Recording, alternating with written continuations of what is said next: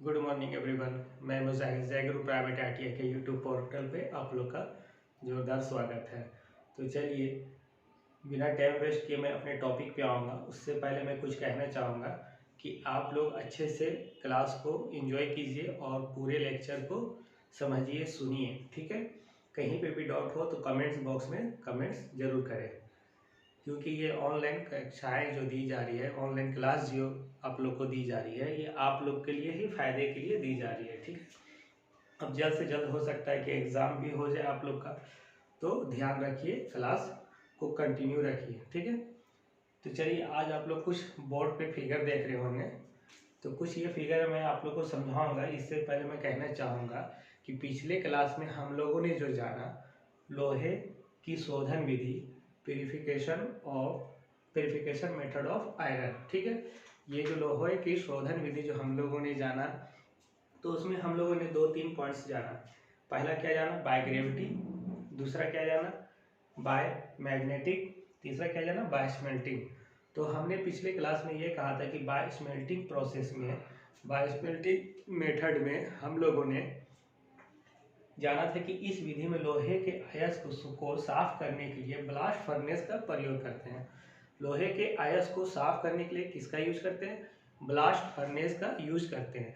ठीक है, तो ब्लास्ट फर्नेस के द्वारा हम क्या करते हैं, इसके द्वारा हम अशुद्धियाँ झाग को अलग कर देते हैं। ठीक है, मतलब अशुद्धियाँ झाग के रूप में हम बाहर निकाल देते हैं और शुद्ध लोहा एक तरफ इकट्ठा कर लेते हैं। तो किसकी सहायता से करते हैं, ब्लास्ट फर्नेस की सहायता से।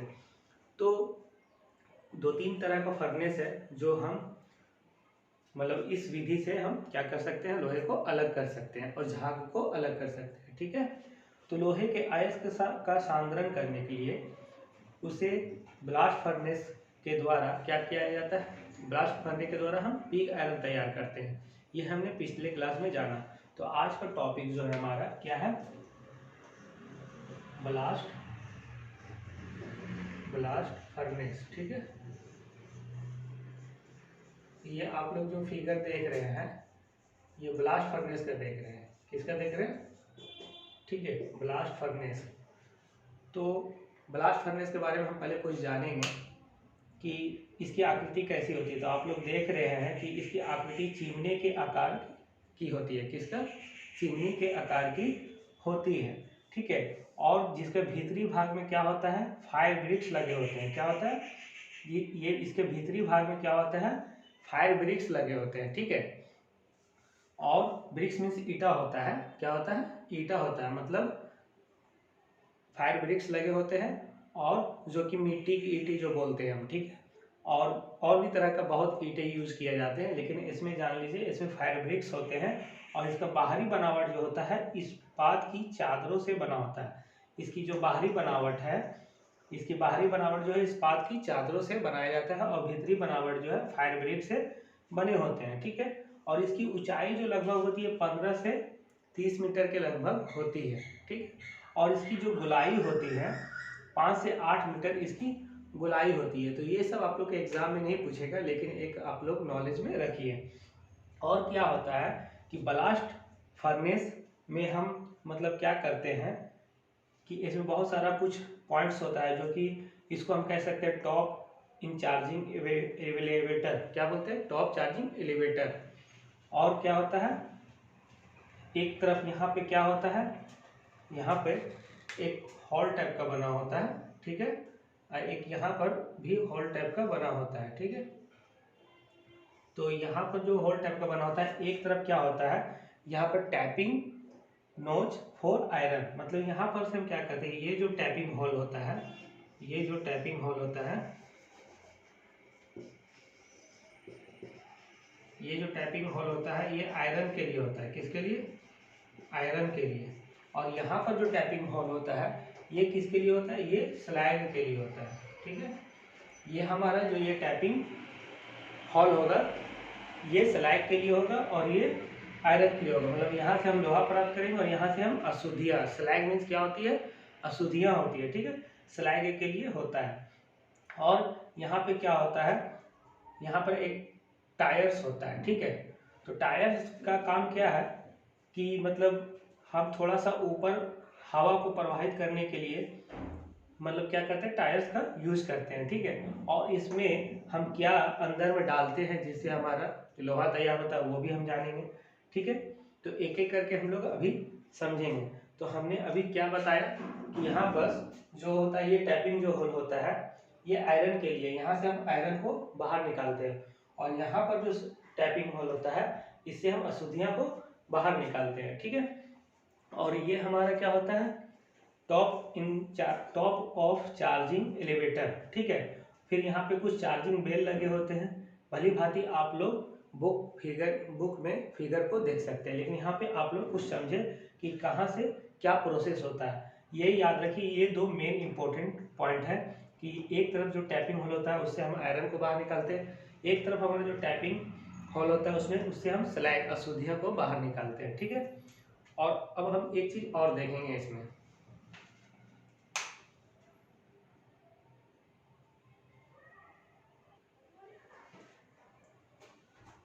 तो सबसे पहले हम ये देखते हैं कि ब्लास्ट फर्नेस से हम ब्लास्ट फर्नेस में हम कौन सा लोहा तैयार करते हैं, ठीक है। ब्लास्ट फर्नेस में हम पिग आयरन, कौन सा, पिग आयरन को तैयार करते हैं। ये एग्जाम में पूछा जाता है, इसको आप लोग एकदम रट ले कि ब्लास्ट फर्नेस में कौन सा आयरन तैयार होता है, तो पिग आयरन तैयार होता है। कौन सा आयरन, पिग आयरन तैयार होता है, याद रखिएगा। ब्लास्ट फर्नेस में कौन सा आयरन तैयार होता है, पिग आयरन तैयार होता है, ठीक है। और एक चीज अब इसका हम प्रोसेस जानेंगे, एक होता है चार्ज, ठीक है।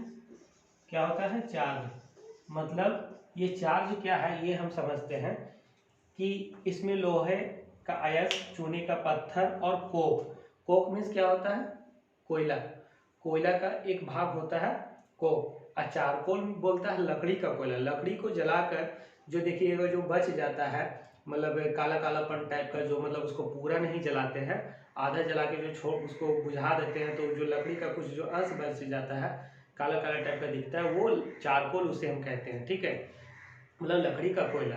अब कोक होता है कोयला का एक रूप है कोक। तो इसमें जो है ये अंदर में जो हम डालते हैं, मतलब लेयर के हिसाब से जो हम डालते हैं अंदर में, जो ये हमारा चार्ज होता है, तो हम इसमें क्या क्या डालते हैं, लोहे का अयस्क डालेंगे, चूने का पत्थर डालेंगे और कोक डालेंगे, एक निश्चित अनुपात में डालेंगे, एक निश्चित मतलब डिफिनिट रेशियो में डालेंगे, ठीक है। ये नहीं कि हम इसको कुछ ज़्यादा दे दिए इसको कुछ कम दे दिए, एक निश्चित अनुपात में हम क्या क्या डालेंगे, लोहे का अयस्क, चूने का पत्थर और कोक निश्चित अनुपात में रखा जाता है।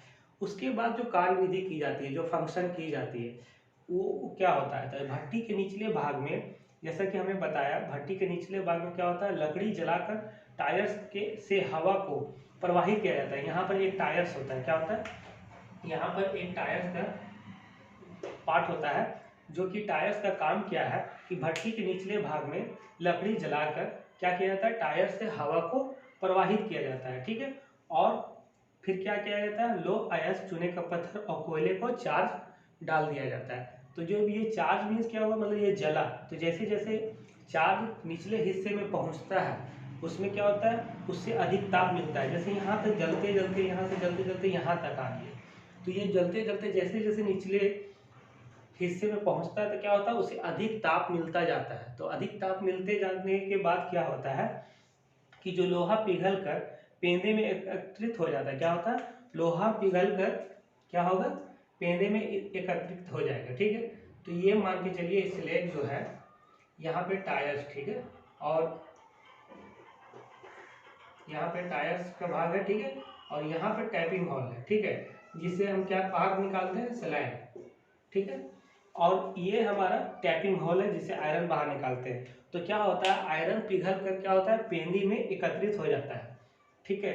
और स्लैग जो हमारा है, जो अशुद्धियाँ है, वो क्या होता है, ऊपर तैरते रहता है, और ऊपर तैर कर क्या होता है, इस स्लैग से बाहर निकल जाता है। तो स्लैग से स्लैग मतलब बाहर निकल जाता है, मतलब अशुद्धियाँ बाहर जो निकल जाती है यहाँ से, इस टैपिंग होल से आती है, इस टैपिंग होल से हम आयरन को निकालते हैं। तो आयरन क्या होता है, पिघल कर वो नीचे पेंदी में जाके एकत्रित हो जाता है, जिसको हम क्या करते हैं, मतलब पिघली हुई धातु को एक क्या करते हैं, एक मतलब कह सकते हैं ब्लॉक में करके उसे हम बाहर निकाल लेते हैं। तो इस तरह क्या होता है, ब्लास्ट फर्नेस में हमारा पिग आयरन तैयार होता है। तो याद रखिएगा, ब्लास्ट फर्नेस एक चिमनी की तरह होता है। उसमें हम उसके अंदर क्या होता है, उसके अंदर जो ईंटें लगी होती है वो फायर ब्रिक्स की होती है, और बाहर जो होता है इस्पात की चादर होती है, ठीक है। और इसके अंदर लोहे का अयस्क, चूने का पत्थर, कोक निश्चित अनुपात में मिलाकर हम क्या करते हैं, पिग आयरन तैयार करते हैं। तो जब पिग आयरन तैयार होता है तो नीचे फर्नेस के पेनी में जाके सट जाता है, जो कि टैपिंग होल से बाहर निकल जाता है, और स्लाइड जो अशुद्धि होती है वो ऊपर मतलब क्या होता है, तैरता रहता है। तो उसे हम क्या कहते हैं, टैपिंग होल जो स्लाइड का है उससे हम मतलब अशुद्धि बाहर निकालने वाले जो होल है उससे हम बाहर निकाल लेते हैं। तो इस तरह हमारा ब्लास्ट फर्नेस में पिग आयरन तैयार किया जाता है। और ये बहुत इंपॉर्टेंट है, पूछा जाता है बराबर एग्जाम में कि पिग आयरन को किस फर्नेस से के द्वारा तैयार किया जाता है। तो याद रखिएगा ब्लास्ट फर्नेस, ठीक है। ये हमारा जो था ब्लास्ट फर्नेस का टॉपिक। तो मैं अभी यहीं समाप्त करता हूँ। नेक्स्ट लेक्चर में आप लोगों को फिर एक न्यू और अच्छे इंटरेस्टिंग टॉपिक से मिलूंगा। Okay, thank you.